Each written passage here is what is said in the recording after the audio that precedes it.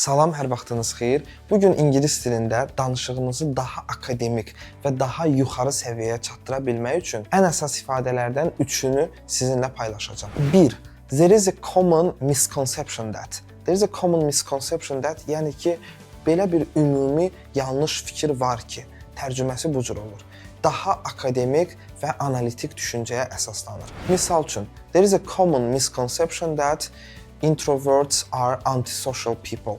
Belə bir ümumi yanlış fikir var ki, introvertlər antisosial insanlardır. 2. What strikes me the most?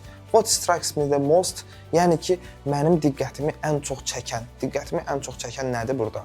Fikri daha çox vurğulayır, daha önə çıxarır və akademik danışıq üçün daha effektivdir.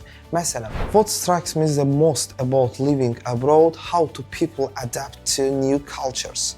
Məni ən çox diqqətimi çəkən odur ki, yəni what strikes me the most ifadəsi burada olduğu tərcüməsi ən çox diqqətimi çəkən. Ən çox diqqətimi çəkən odur ki, xaricdə yaşayan insanlar yeni mədəniyyətlərə necə tez adaptasiya olurlar.